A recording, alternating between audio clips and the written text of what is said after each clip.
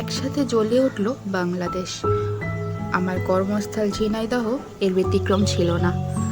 দেশের অনেক অঞ্চল আঘাত প্রত্যাঘাতে তখনও রক্তাক্ত হয়নি। ঢাকা, চট্টগ্রাম, কুমিল্লা, যশোর, রাজশাহী ও রংপুর, দিনাজপুর কেন্দ্রিক ক্যান্টনমেন্ট থেকে বের হওয়া পাকিস্তান সেনাবাহিনীর কন্টিনজেন্টগুলো তাদের নিজ নিজ অঞ্চলের কেন্দ্রস্থলের এবং আশেপাশে সম্মিলিত জনরোষের আঘাতে বিশাল হোঁচট খায়। ফলে তাদের কার্যক্রম দেশের অনেক প্রত্যন্ত অঞ্চলে হানা দিতে পারেনি। সে কালো রাতে কারফিউ দিয়ে শুরু করা পাকিস্তান সেনাবাহিনীর নিরীহ নিরস্ত্র বাঙালির নিধনযোগ্য নামক অপারেশন সার্চলাইট লেজে গোবরে অবস্থায় পতিত। কিংকর্তব্য বিমূঢ় পাকিস্তানি জেনারেল নিয়াজির অবস্থা বেগতিক দেখে আন্তর্জাতিক গণধিক্কারের ভয়ে ভীত হয়ে ২৭ মার্চ সকালে কারফিউ তুলে নেয়।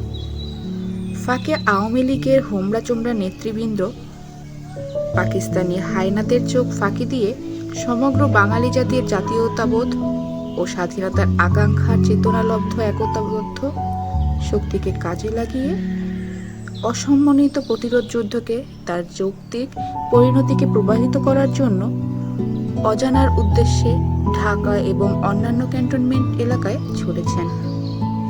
এই কাফেলায় জনাব তাজউদ্দিন আহমদ ও ব্যারিস্টার আমির উল ইসলাম কুষ্টিয়া এবং পশ্চিমবঙ্গের নদিয়া জেলায় মধ্যস্থিত আন্তর্জাতিক সীমান্তের ভারতীয় বিওপি চ্যাংখালি দিয়ে ভারতে প্রবেশ করেন। তাদের সীমান্ত পার করার প্রাথমিক এবং প্রধান ছিলাম আমি।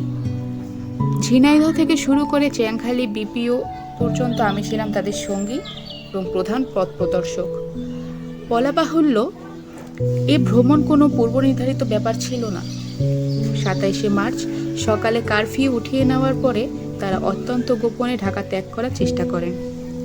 পথিমধ্যে যাতে কেউ তাদের চিনতে না পারে সেজন্য যখনই কোনো পরিচিত জনের সঙ্গে দেখা হয়েছে তাদেরকে সতর্ক করে দিয়েছেন, আমাদের পরিচয় এবং পথ চলার কথা গোপন রেখো। ঢাকা ছাড়ার পরে প্রথম বিশ্রাম ও আহার নবাবগঞ্জ, তারপর মাগুরার সোহরাব ভাইয়ের বাড়ি। গভীর রাতে প্রথম আলিঙ্গনের পরেই সংক্ষিপ্ত উপদেশ ওই। সোহরাব ভাই আবার ঝিনাইদহের MNA JKMA আজিজকে সেই মাঝরাতেই ফোনে অতিথি আগমন বার্তা পৌঁছে দিতে দিতে একইভাবে চরম গোপনীয়তা রক্ষা করতে বলেছিলেন। আর পরবর্তী সূর্যোদয়ের আগেই একটি বাহন সহ মাগুরা আসতে বলেছিলেন। আজিজ ভাই পরদিন প্রত্যুষে আমার কাছ থেকে একটি জিপ সংগ্রহ করে তাদের নিয়ে আসেন ঝিনাইদহে। বেলা তখন ১১টা। স্থান আজিজ ভাইয়ের বসতবাটি। মাগুরা থেকে বাড়িতে পৌঁছেই আজিজ ভাই আমাকে ফোন করলেন, মেহমান এসেছে, তাড়াতাড়ি চলে আসুন। আমিও তাড়াতাড়ি চলে আসলাম। আসতেই আজিজ ভাই আমার সঙ্গে পরিচয় করিয়ে দিলেন, ইনি মোহাম্মদ আলী, উনি রহমত আলী। আমিও আমার পরিচয় দিলাম, আমি কেরামত আলী। তাজউদ্দিন আহমদকে আমি চিনেছিলাম, কিন্তু সময়ের প্রয়োজনে আমি গোপনীয়তা রক্ষা করলাম। ছদ্মনাম উচ্চারণ করে এবং কোনো অবস্থাতে চলার পথে কেউ যেন এই গোপনীয়তা ভঙ্গ না করে সে ব্যাপারে আমাকে বিশেষভাবে অনুরোধ করলেন তিনজনই। আমি দুপুর ১টার দিকে আমার বাল্যবন্ধু বরিশাল জেলা স্কুলের সহপাঠী তৌফিককে খবরটা জানালাম। তখন তাদের ছদ্মনামই বললাম। যুদ্ধ শুরুর আগেই তাজউদ্দিন সাহেবকে আমি ব্যক্তিগতভাবে চিনতাম, কিন্তু কখনো আলাপ হয়নি। হঠাৎ করে ঝিনাইদহে তিনি আমাকে চিনবেন আশাও করিনি। চুয়াডাঙ্গা পৌঁছানো পর্যন্ত তাদের সঠিক পরিচয়টা আমি গোপন রেখেছিলাম। চুয়াডাঙ্গা ডাকবাংলা তখন স্বাধীনতা সংগ্রামী দক্ষিণ পশ্চিম রণাঙ্গনে যুদ্ধ চলাকালীন হেডকোয়ার্টার। ৪ নং ইপিআর উইং প্রধান মেজর আবু ওসমান চৌধুরী দক্ষিণ পশ্চিম রণাঙ্গনের প্রধান সেনাপতি। চুয়াডাঙ্গা ডাকবাংলার সামনে গাড়িতে দুজনকে রেখেই আমি দৌড়ে অফিস কক্ষে পৌঁছাই। তৌফিক ততক্ষণে সেখানে পৌঁছে গেছে। আবু ওসমান চৌধুরী আমায় অনুসরণ করে তাদের সঙ্গে দেখা করলেন। কয়েক মিনিট কুশল বিনিময় হলো। প্রতিরোধ সংগ্রামে কুষ্টিয়া এবং যশোর ছাড়া পাক বাহিনীর অবস্থান এই অঞ্চলে কোথাও নেই। এই দুটো শহর বাদে সমস্ত এলাকা মুক্তিবাহিনীর হাতে। সীমান্ত পর্যন্ত যেতে কোনো বাধা বিপত্তি নেই, বললেন তিনি। সে সময় তৌফিক বলল, দুপুর 1টার সময় পরেই আমি সীমান্তে খবর পাঠিয়েছি। বলেছি বাংলাদেশের 2 জন আওয়ামী লীগের ভিআইপি বর্ডার পার হবেন। তৌফিক আমিরুল ইসলাম বা তাজউদ্দিন আহমেদকে চিনতে পারলেও ভারতীয় বর্ডারে বিএসএফকে তাদের নাম বলা হলো না। অনেক কষ্টে পায়ে হেঁটে, নৌকায় চড়ে কিংবা ঘোড়ার দাপিয়ে ঢাকায় মোহাম্মদপুরে গোপন আস্তানা ছেড়ে কেরানীগঞ্জ, নবাবগঞ্জ, দোহার হয়ে পদ্মা পাড়ি দিয়ে গোয়ালন্দ, ফরিদপুরের বুক চিরে মাগুরা সীমান্তে কুমারখালী পৌঁছান তারা। কুমারখালী পৌঁছাতে মধ্যরাত হয়ে যায়। কুমারখালী নদী পার হওয়ার জন্য নৌকায় ওঠেন। নৌকা পাড়ি দিয়ে পশ্চিম পাড়ে পৌঁছলে মুক্তিবাহিনীর হাতে প্রায় গুলি খেতে খেতে বেঁচে যান। ওখানে টহলরত মুক্তিবাহিনীর কোনো এক নেতা তাজউদ্দিন আহমেদকে চিনে ফেলেন। তাই এ যাত্রা প্রাণ রক্ষা পেল। মুক্তিবাহিনীর কয়েকজন তাদের পথ দেখিয়ে মাগুরা শহরের কেন্দ্রে MNA সোহরাব সাহেবের বাড়িতে পৌঁছে দিল। কুমারখালীর ফেরি নষ্ট করে দিয়েছিল মুক্তিবাহিনী, তাই কুমারখালীর নদী পার হতে অনেক সময় লেগে যায়। তারা অতি কষ্টে, অত্যন্ত দিনহীন বেশে 28 মার্চ দিবাগত গভীর রাতে বিধ্বস্ত অবস্থায় সোহরাব হোসেনের বাসায় পৌঁছেন। সোহরাব সাহেবের স্ত্রী তাদের গরম পানি দিয়ে গোসল করিয়ে তাদের আদর আপ্যায়ন করে গভীর রাতে আহারের ব্যবস্থা করে দেন। পথ চলতে চলতে তারা জেনেছিলেন যে পদ্মার পশ্চিম পারে কেবল যশোর ক্যান্টনমেন্ট আর কুষ্টিয়া শহর ছাড়া সম্পূর্ণ এলাকা মুক্তিবাহিনীর দখলে, সম্পূর্ণ নিরাপদ। তাই কুমারখালী নদী পেরিয়ে যখন মাগুরায় পৌঁছলেন তখন নিরাপত্তার জন্য আর চিন্তিত ছিলেন না। দীর্ঘ পথ পরিক্রমায় দীর্ঘক্ষণ নির্ঘুম কাটানোর পর সে রাতে তারা স্বস্তির নিঃশ্বাস ফেলে বিশ্রাম নিতে পেরেছিলেন। ঘুমিয়েছিলেন কয়েক ঘন্টা। সে মধ্যরাতেই সোহরাব সাহেব ঝিনাইদহ আওয়ামী লীগের সেক্রেটারি জনাব JKM আব্দুল আজিজকে জানিয়ে দিয়েছিলেন যে 2 জন উঁচু দরের মেহমানকে সীমান্তের ওপারে ভারতে পৌঁছে দিতে হবে।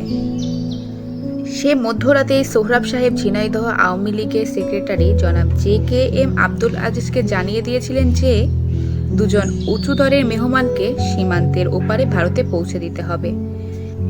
একই সাথে তিনি তাকে জানিয়ে দেন যে পথে যেতে যেন তাদের কথা বা অবস্থান জানতে কেউ না পারে এবং এ ব্যাপারে সম্পূর্ণ গোপনীয়তা রক্ষা করা হয়।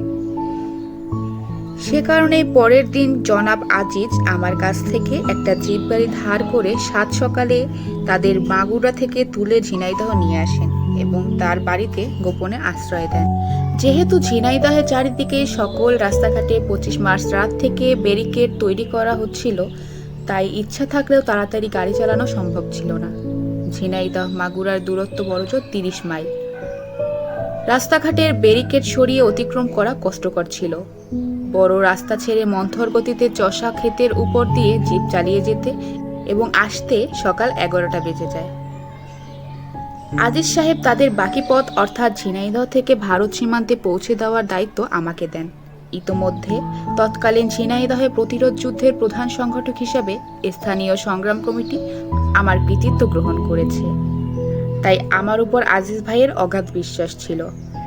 25শে মার্চ রাতের আগে থেকেই আমি এবং তৎকালীন SDO মেহেরপুর তৌফিক ইলাহি চৌধুরী নিজ নিজ এলাকায় যুদ্ধ সংগঠিত করেছি। তৎকালীন EPR এর 4 নং wing commander major Abu Osman চৌধুরীর মাধ্যমে দেশমাতৃকাকে স্বাধীন করার মোহমন্ত্রে কাঠছড়া বেঁধে ফেলেছিলাম আমরা 2 জন।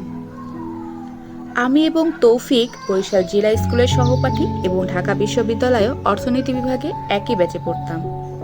পাকিস্তান সুপেরিয়র সার্ভিসের সদস্যও ছিলাম আমরা।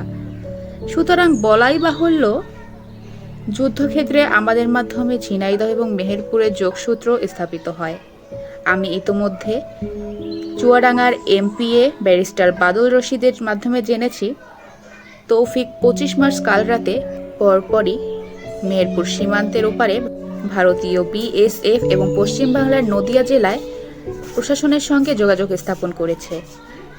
28 মার্চ চুয়াডাঙ্গার যেদিন আবু ওসমান চৌধুরী আমাদের 2 জনকে ক্যাপ্টেনের র্যাঙ্ক ব্যাচ পরিয়ে দেন, সেদিনও তৌফিক ভারতের সঙ্গে তার যোগাযোগের কথা আমাকে জানিয়েছিল।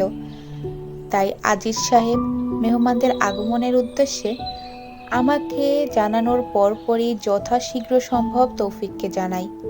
তৌফিকও ব্যাপারটা তাৎক্ষণিকভাবে ভারতীয় সীমান্ত চৌকিতে জানিয়ে দেয়। ফলে আমরা কোনো রকম বাধা বিপত্তি ছাড়াই সেদিন তাদের সীমান্তের উপরে পৌঁছে দেই।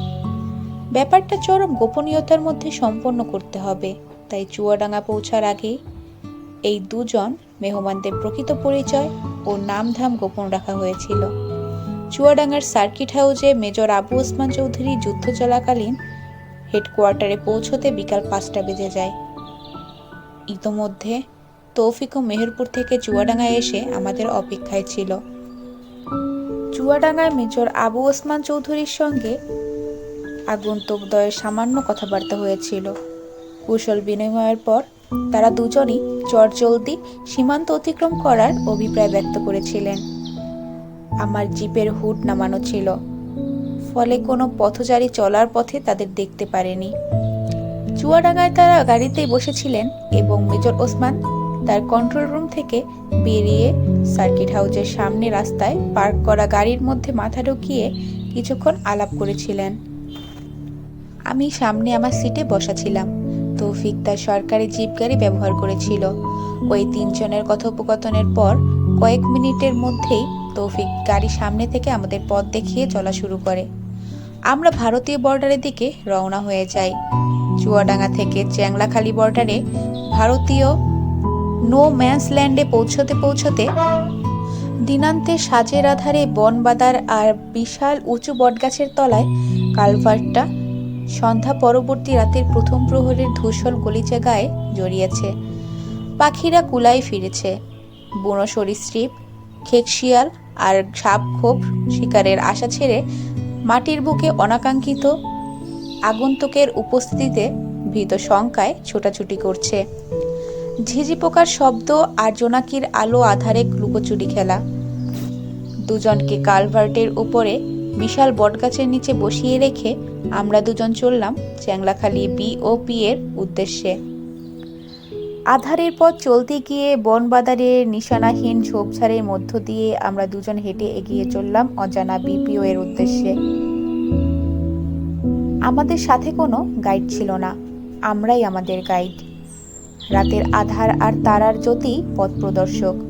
চলতে চলতে হঠাৎ শুনলাম আধারের বুক চেরা নিস্তব্ধতা, খণ্ড বিখণ্ড করা মিলিটারির আওয়াজ।